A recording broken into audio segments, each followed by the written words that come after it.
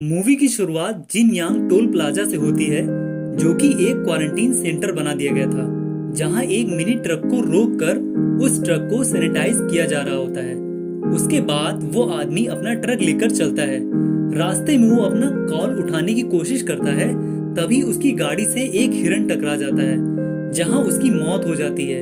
Truck के जाने के बाद वो हिरन पुनः जीवित हो जाता है, क्योंकि वो इन्फेक्टेड होता है। इधर अपने ऑफिस में सियोक वू, जो फंड मैनेजर होता है, वो अपनी पत्नी से अलग हो चुका होता है। वो अपने क्लाइंट को अपने शेयर ना बेचने की सलाह दे रहा होता है। वो अपने एम्प्लॉय को बुलाकर सारे शेयर बेचने को कहता है और छोटे बच्चों को गिफ्ट में क्या पसंद होता है ये पूछता है उससे। वो अपने घर पहुंचता है। वहां पहुंचकर अपनी बेटी से मिलता है, जो अपनी माँ से बात कर रही होती है, जो अपनी माँ से कल बुसान आने को बोलती है। उसके पिता उसे बर्थडे गिफ्ट देते हैं, जिसे उसे खोलने पर पता चलता है कि वो गिफ्ट ऑलरेडी उसे क्रिसमस में मिल चुका है। वो अपनी बेटी से और कुछ करने को कहता है जिससे उसे खुशी मिले, तो वो बुसान जाने को बोलती है अपनी मम्मी से मिलने को, जिसके बाद वो अपनी बेटी को बुसान लेकर जाता है। वो लोग बुसान जाने के लिए सेंट्रल स्टेशन पहुंचते हैं। वहां पहुंचकर वो ट्रेन में अपनी सीट पर बैठते हैं। तभी ट्रेन के अंदर एक लड़की आती है जिसे बहुत चोट लगी होती है। जब ट्रेन को सिग्नल देने के बाद सिग्नल मैन वापसी करता है, तो उसे ऊपर ब्रिज पर एक आदमी दिखता है जो अजीब सी हरकत कर रहा होता है। ट्रेन के चलने के बाद स्वान अपनी विंडो से देखती है एक आदमी किसी के ऊपर झपटता है, जिसे वो देखती रहती है और अपने पिता को बताने की कोशिश करती है, पर उसे सोता देख वो नहीं बोलती है। जिसके बाद उस लड़की को देखते हैं जिसके शरीर में घाव फैल चुका होता है। इधर ट्रेन के टॉयलेट में एक आदमी बैठा होता है जो घर से बेघर होता है, जो बहुत डरा होता है। इधर वो लड़की ट्रेन के अंदर अजीब सा बिहेव करने लगती है और वहीं गिर जाती है। लेडी स्टाफ उसे उठाने की कोशिश करती है। इधर सियोक को किम का कॉल आता है, जो बताता है कि पूरे देश में हालात बहुत खराब हैं और ये कोई सिंपल स्ट्राइक नहीं है। तभी टीवी पर दिखाते हैं जो एक दूसरे को मार रहे होते हैं। ट्रेन की स्टाफ अपने सीनियर को कॉल कर बता रही होती है, पर तभी उसे पीछे से वही लड़की उसके कंधे पर काट लेती है, जो पूरी तरह से ज़ॉम्बी बन जाती है। उसके बाद वो और लोगों को भी इन्फेक्ट करने लगती है। देखते देखते ट्रेन के सभी लोग इन्फेक्ट हो जाते हैं, जो सारे ज़ॉम्बी बन चुके होते हैं। सियोक जिस डिब्बे में होता है उसमें आने लगते हैं, जिसे देख वो गेट बंद कर देता है।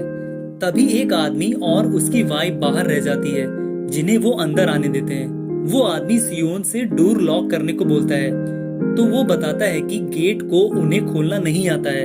अगर हम नहीं दिखेंगे तो वो शांत रहेंगे। तभी ट्रेन ऑपरेटर ये अनाउंस करता है कि ट्रेन में हुए हादसे की वजह से ट्रेन अब चियोनन स्टेशन पर नहीं रुकेगी, अब ये सीधे बुसान पर रुकेगी। सियोक को उसकी माँ का कॉल आता है, जो उसे अपनी बेटी का ख्याल रखने को बोलती हैं और उसकी पत्नी को भी। उनकी तबीयत बहुत खराब रहती है। तभी कॉल कट जाता है, पर तभी जब ट्रेन चियोनन से गुजरती है तो वहां का जानलेवा नजारा देख सब लोग डर जाते हैं। बाहर सब एक दूसरे को काट रहे होते हैं, जिसे देख उसकी बेटी डर जाती है।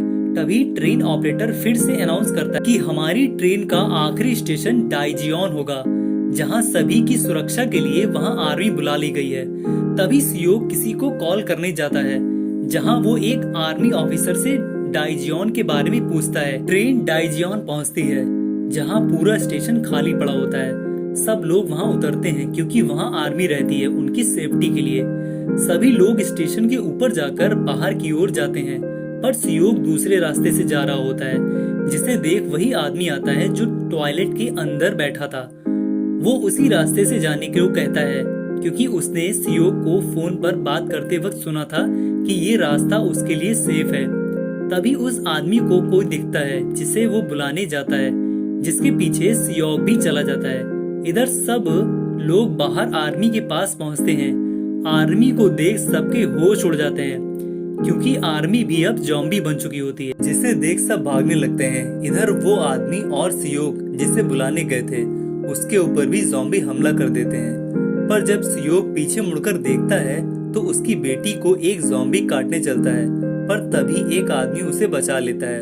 वो लोग ट्रेन पर अपनी जान बचाकर फिर से पहुंचते हैं। तभी ट्रेन में फिर से बताया जाता है कि ये ट्रेन अब सीधे जाकर बुसान रुकेगी।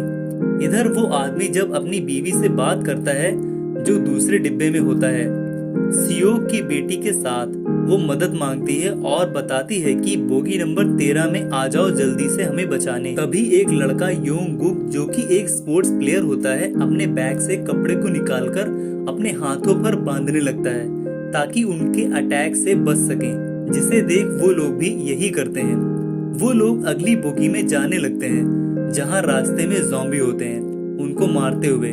जब वो लोग दूसरी बोगी में जाते हैं तो योंग अपने दोस्तों को देखता है जो ज़ॉम्बी बन चुके होते हैं। पर जब ट्रेन एक टनल से गुजरती है तो सारे एकदम शांत हो जाते हैं, जिससे उनको पता चलता है कि ये रात में नहीं देख पाते हैं और अगली बोगी में जाते हैं। तभी सियोक को एक आइडिया आता है। वो उस आदमी का फोन लेकर उससे अपने फोन पर कॉल करता है ताकि उससे वो उन्हें भटका सके। जैसे ही अगला टनल आता है वो लोग वही करते हैं।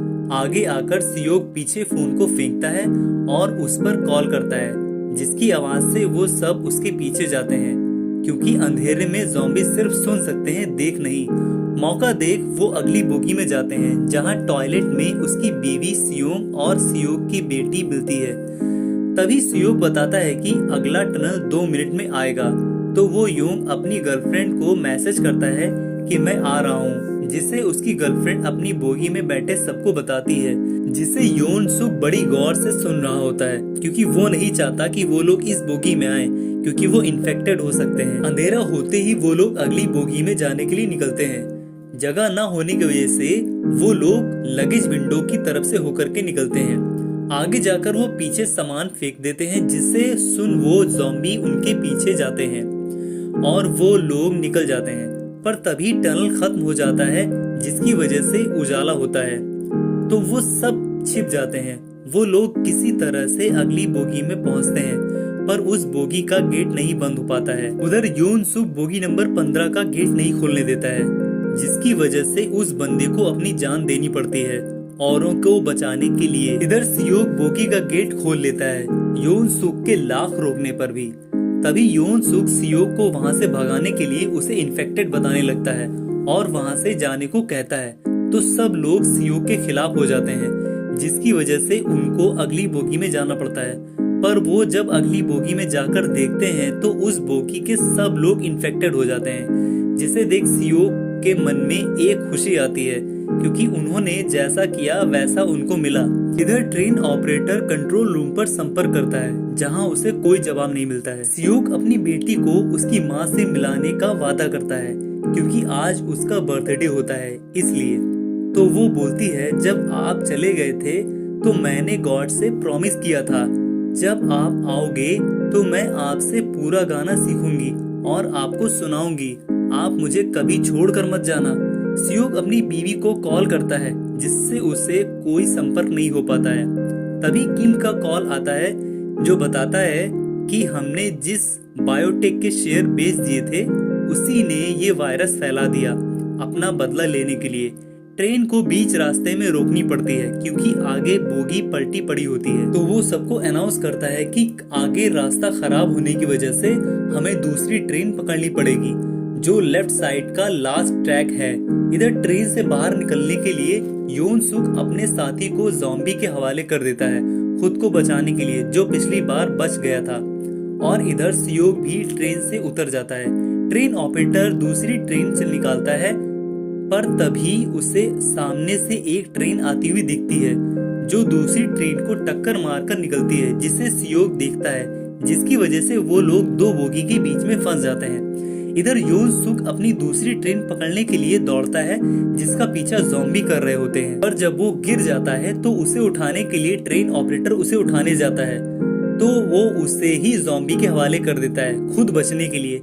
इधर ट्रेन के पलटने की वजह से विंडो के शीशे टूट जाते हैं और सारे ज़ॉम्बी बाहर निकलने लगते हैं, जिसे देख वो होमलेस आदमी उन दोनों को बचाने के लिए खुद की जान दे देता है और वो दोनों निकल जाते हैं। निकलकर जब वो लोग इंजन की ओर जाते हैं तो ज़ॉम्बी उनका पीछा करते हैं किसी तरह वो लोग इंजन पर चढ़ जाते हैं, पर ज़ॉम्बी उस इंजन को पकड़ लेते हैं, जो एक एक कर एक दूसरे को पकड़ लेते हैं। पर सियोक उन्हें लातों से मारकर अलग कर देता है, और जब इंजन के अंदर जाता है तो देखता है कि योन सुक खुद भी अब ज़ॉम्बी बन चुका है, जो सियोक पर हमला कर देता है और सियोक को काट लेता है हाथ पर। तो सियोक खुद को जंजीर में बांधकर ट्रेन से कूद जाता है, जिससे योन सुक मर जाता है, पर सियोक उसे इन्फेक्टेड कर चुका होता है। वो खुद ज़ॉम्बी बने उससे पहले वो दोनों को इंजन के अंदर बंद कर देता है ताकि उन्हें कुछ ना हो, और वो अतीत में अपनी बेटी को देखने लगता है। ये देखते देखते वो ज़ॉम्बी बन जाता है और वो ट्रेन से कूदकर अपनी जान दे देता है। आगे जाकर सियोक एक टनल के अंदर जाती है, जहां आर्मी उनको गन पॉइंट पर ले लेती है। उनको गोली मारने का ऑर्डर दिया जाता है, जिसे वो फॉलो करते हैं। पर तभी वहां से गाने की आवाज आती है, तो वो रुक जाते हैं। वो गाना वही था जिसे वो अपने पापा को सुनाना चाहती थी, जिसे सुन सारे आर्मी लोग उनके पास जाते हैं।